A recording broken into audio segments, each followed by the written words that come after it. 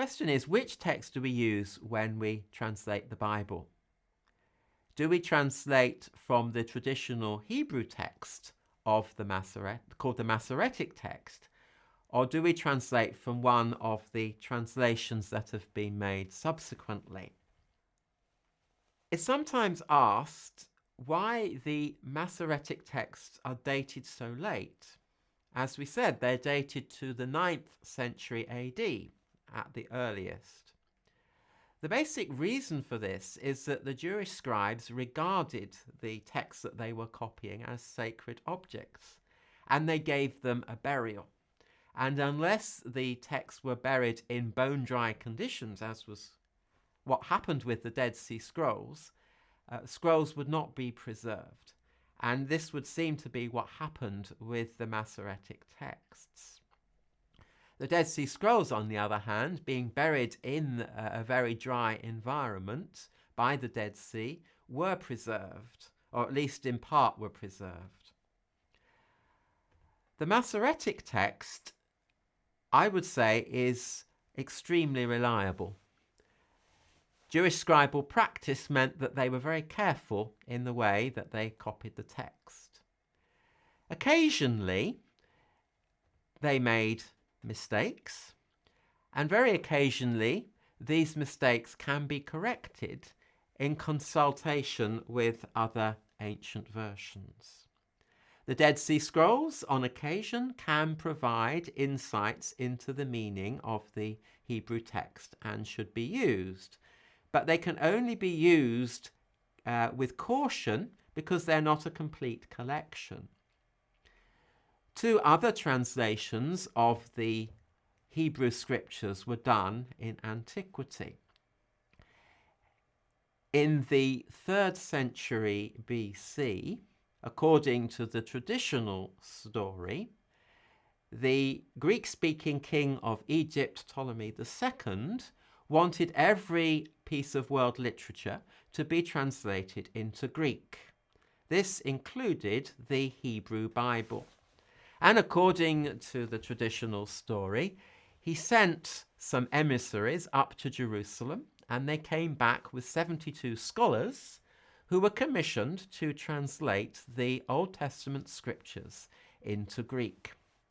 Ptolemy thought that the best thing to do would be to closet them on an island just off the coast of Alexandria, an island, incidentally, where the famous lighthouse, the Pharos, was being built. The story says that the translators worked for 70 days, and lo and behold, they produced all the same work.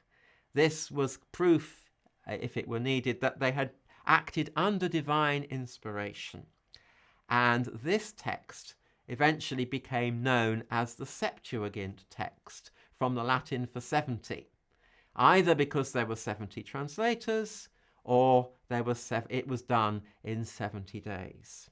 And to this day, this is the text used by the Orthodox Church in their private reading and in translation that they do.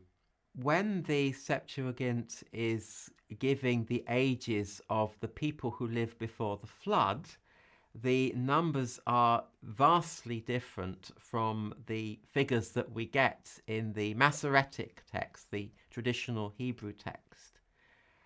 Also, when the Septuagint is talking about the list of unclean animals, it seems to avoid the use of the word rabbit or hare.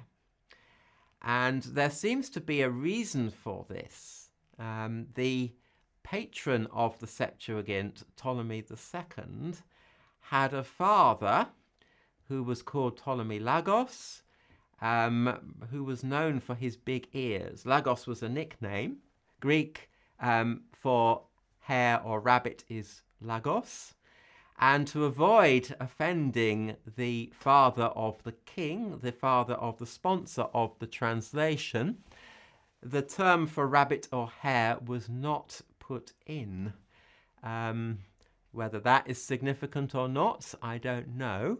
But it does show us that the Septuagint, like any translation, has a certain amount of political correctness that it has to address. And like any translation, it's the product of its time, and it has a history. And that history needs to be considered in the way that it's evaluated. Another translation was done by under the auspices of the Catholic Church at the close of the 4th century AD. It was done by someone that we now know as Jerome. He learnt Hebrew and he translated the whole Bible from the Hebrew and Greek scriptures. It became known as the Vulgate, which is the Latin for common, and is the text used by the Catholic Church to this day.